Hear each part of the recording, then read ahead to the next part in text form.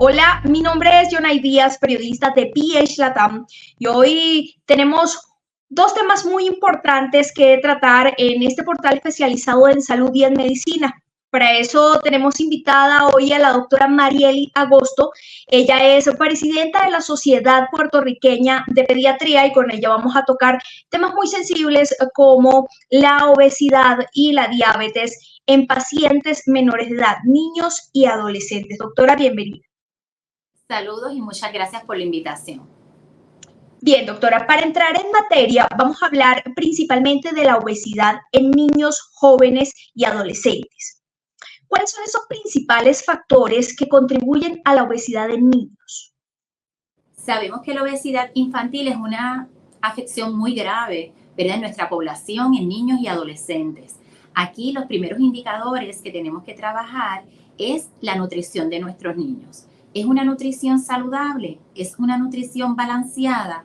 ¿Qué tipo de actividad física hacen nuestros niños? Estos son factores que inciden obviamente en el peso de nuestros niños, el peso saludable que deseamos, y es lo que tenemos que estar observando según las etapas de desarrollo. Doctora, ¿cuáles son esas consecuencias principales a corto y largo plazo de un niño o un joven, un adolescente que padece de obesidad?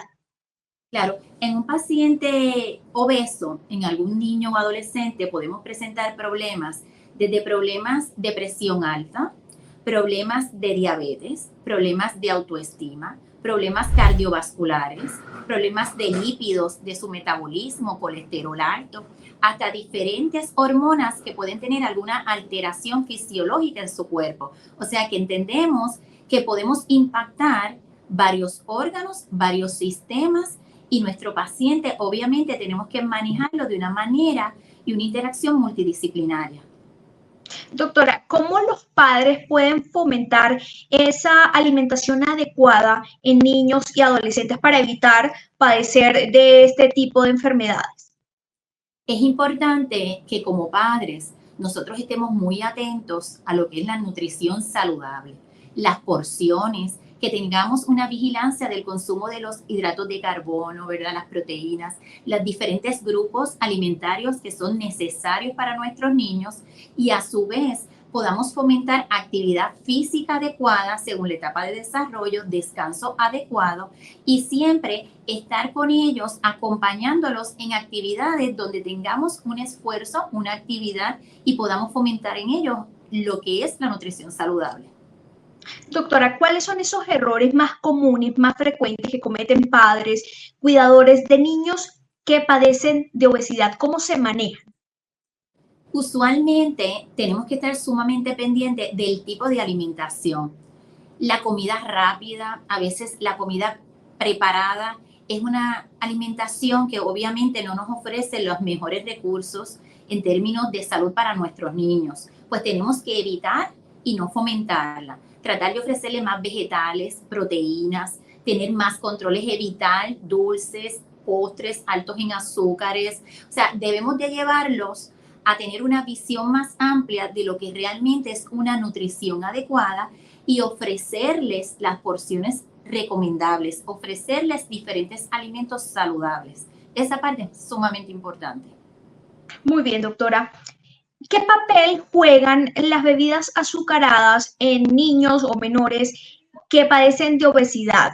¿Y cómo se podrían reemplazar? Lo primero que tenemos que considerar es que menores de 2 años no debemos ofrecerles ni los jugos ni las bebidas azucaradas, obviamente. En la niñez y la adolescencia también debemos tener un control total.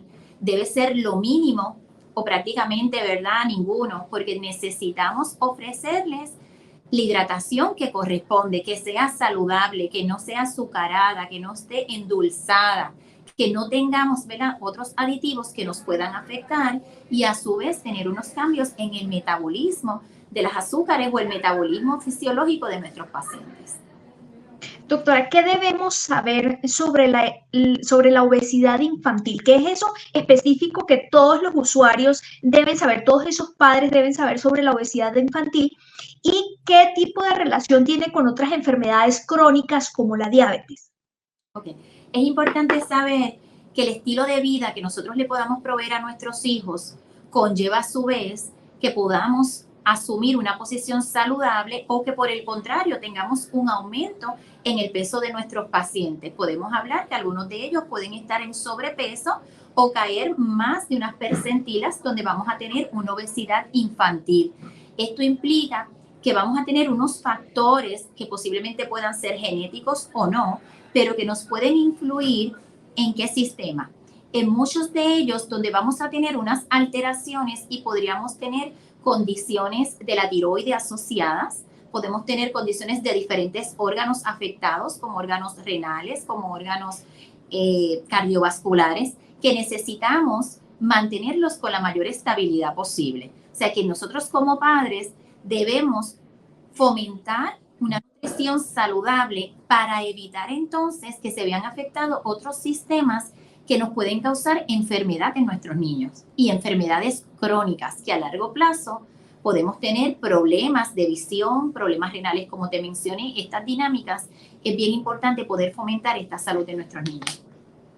Para profundizar este tema de la diabetes infantil, doctora, por favor explíquenos qué significa. Importante saber que la diabetes, sobre todo diabetes tipo 1, sigue siendo la forma más común de la diabetes en la edad pediátrica y se caracteriza por una deficiencia total o casi total de la producción de insulina. Muchas veces el paciente crea unos anticuerpos contra las células que nos van a producir esta insulina y en base a estas deficiencias pues vamos a tener una desregulación de las azúcares en nuestro cuerpo. Y esta capacidad de sintetizar y secretar la insulina que se pierde, esto es muy difícil poderla revertir. O sea, esto es algo que lo vamos a tener diagnosticado y a largo plazo con una necesidad de mantenernos con una insulina, ¿verdad? Va a necesitar inyectarse una insulina a nuestro paciente para entonces poder controlar la enfermedad, para poderla manejar. Doctora, ¿cuáles son los tipos de diabetes que suelen afectar a los niños y cuál es el más común que se presenta, por ejemplo, en su consultorio? Como te mencioné, la diabetes tipo 1 sigue siendo la forma más común, que es la que te acabo de mencionar con las características antes señaladas.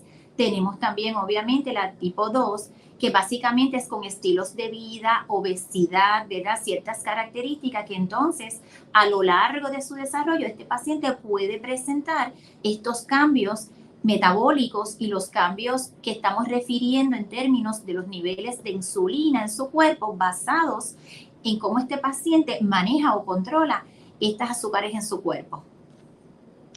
¿Cuáles son esos síntomas de alerta temprana que pueden identificar padres de niños que estarían yendo hacia una patología como la diabetes? Claro, vamos a tener una sintomatología consona con esta patología fisiológica que podemos tener. Mucha frecuencia para producir orina, ¿verdad? Frecuencia urinaria, podemos presentar vómitos, náuseas, sintomatología, cansancio, podemos llegar hasta una cetoacidosis diabética, ¿verdad? Y eso puede incidir en que este paciente debuta con este cuadro clínico, que entonces su diagnóstico, el que tenemos ahí, es el de una diabetes inicial. Estos son parte de ese cuadro. ¿Cómo se diagnostica la diabetes infantil? ¿Cuáles son esas pruebas principales que deben practicársele a pacientes que están presentando este tipo de síntomas que nos acaba de mencionar? Claro, se le hacen las pruebas de azúcar basales y la glicosilada. Esas son unas pruebas muy importantes que tenemos que mantener en nuestros pacientes y tener al tanto cuán controladas pueden estar estas azúcares. ¿Esas pruebas, doctora, son pruebas de sangre o son pruebas de otro tipo? Son pruebas de sangre que se le hacen al paciente y son las más importantes. Tenemos otro sinnúmero, ¿verdad?, de pruebas que se le pueden hacer adicionales para ver el cuadro del paciente y su cronicidad. La glicosilada es la que nos dice cómo ha mantenido controlada esas azúcares en los últimos 3 meses, por ejemplo. Y nos van dando una información necesaria en términos de la medición de lo que nos corresponde en términos del control de las azúcares. ¿Y cómo se maneja adecuadamente la diabetes y cuáles son estas complicaciones que puede presentar de no hacer un manejo correcto de la enfermedad? Es bien importante entender que el cuidado del paciente diabético tiene que considerarse muchos aspectos únicos. ¿Por qué? Porque nosotros tenemos que vigilar, ¿verdad?, este cuadro nutricional del paciente, qué consumo de hidratos de carbono va a tener. Ese conteo es esencial para poder tener un buen control. A la misma vez tenemos que tener mucho cuidado con las comidas de alto contenido de grasa y proteínas, porque algunas de ellas nos pueden predisponer a una hipoglucemia o unos niveles altos de glucosa, que entonces podríamos tener una hiperglicemia. O sea que tenemos que ir reevaluando esta alimentación y tener unos cuidados específicos con esta población. Según estas necesidades y la etapa de desarrollo, vamos a tener que ir implementando unos apoyos, unos cambios, porque va a estar vulnerable en ciertas etapas donde, por ejemplo, cuando este paciente vaya cambiando una adolescencia, pubertad, adolescencia, podemos tener unos cambios de pubertad, unas hormonas que pueden crearnos unas resistencias y tenemos que hacer unos ajustes. Muy bien, doctora, ¿qué papel juegan las dietas, el ejercicio, el poco sedentarismo en un niño que padece diabetes? Juega un papel primordial, esencial, porque necesitamos mantener una salud, ¿verdad?, adecuada con nuestros pacientes. Este manejo nutricional en pacientes diabéticos tiene que proveerse de manera individualizada, según la edad, su peso, los requisitos, pero también debemos proveerle el tiempo y el periodo que corresponde para hacer sus ejercicios de tal manera que a largo plazo evitemos complicaciones en ellos. Neuropatía, enfermedades de riñón, problemas de retina, o sea, queremos evitar disturbios electrolíticos, complicaciones o evitar que el paciente caiga, ¿verdad?, en una crisis donde tengamos que terminar, ¿verdad?, en una unidad de intensivo. Lo que queremos es desarrollar unas prácticas saludables de nutrición y de manejo de condición médica, con mucho apoyo para la familia, porque sabemos que esto conlleva cambios en nuestra rutina, cambios y unas necesidades específicas que tenemos que manejar para poder tener un sistema de salud adecuado con nuestro paciente. Claro que sí. Doctora, ahora en este regreso a clases de los niños, ¿cómo los padres pueden apoyar a estos niños, adolescentes, jóvenes que padecen de diabetes tanto en su vida diaria como en las escuelas? ¿Cómo es ese manejo que debería darse? Claro, debemos entender que las rutinas son esenciales y hay unos esquemas, ¿verdad?, donde debemos volver nuevamente en el retorno escolar. Como todo niño, debemos de ver su descanso, sus horarios, su alimentación, si tiene sus periodos que le corresponden, ¿verdad?, para comer sus snacks entre, ¿verdad?, según los requeridos por las calorías que le toquen diarias. Si es un paciente donde tenemos que estarle midiendo porque tengo una bomba de insulina, pues ya la tecnología nos provee para que el padre esté al tanto, ¿verdad?, con mucha más eficiencia y veracidad, ¿verdad?, de estos niveles de glucosa, porque existen unos medidores subcutáneos con sensores, que esto nos ayuda mucho. En Puerto Rico también tenemos la ley 199, donde se establece que el paciente va a tener un acomodo razonable, un paciente diabético con condiciones crónicas, donde el manejo médico esté estipulado desde su endocrinólogo y su médico primario para que las escuelas reciban y tengan allá la enfermera escolar o el personal que está debidamente entrenado para ayudar a manejar a este paciente en términos de las dosificaciones y de manejo de emergencia de nuestro paciente. O sea que tenemos que ir continuando, adelantando esta estructura de nuestra rutina de regreso a escuela, pero tenemos que considerar que con nuestros pacientes de condiciones crónicas como diabetes, tenemos que mantener este plan de emergencia, el plan de manejo diario, la conexión con su pediatra, con su endocrinólogo, y la escuela debe estar dispuesta para proveerle este acomodo razonable donde tengan conocimiento de cómo manejarlo, porque un evento de hipoglicemia o de hiperglicemia o una falta de alimentación razonable en esos periodos escolares debe ser atendido y debe haber la información y el manejo correcto. Ahora háblenos un poco sobre esos recursos y grupos de apoyo que hay disponibles para las familias que tienen niños que padecen de diabetes. Claro, nosotros tenemos aquí en Puerto Rico la Fundación de Diabetes, donde se dan las atenciones correspondientes. Tenemos nutricionista, trabajador social, ¿verdad? Que están en continuo con el endocrinólogo, pediatra, le dan apoyo a nuestros pacientes, son una gran conectividad con el plantel escolar y definitivamente queremos ofrecerle a ellos, con las educadoras en salud y trabajo social, la mejor eficiencia posible, que el paciente tenga su equipo y que las familias se sientan que están siendo acompañadas durante ese proceso. Sabemos que emocionalmente esto tiene una implicación, hay unos desarrollos continuos que se tienen que estar dando, hay unas necesidades y además económicamente también hay unos factores que pueden incidir. Es por ello que necesitamos que todo esto sea una interacción de un equipo multidisciplinario con unos profesionales debidamente adiestrados, que sean sensibles a los retos y las necesidades de los niños y adolescentes con diabetes y que estemos disponibles para la familia, porque hay que proveer unos cuidados específicos, sobre todo en esta población de diabetes. ¿Qué otras, doctora, para ir cerrando la entrevista, qué otras condiciones crónicas son comunes en niños?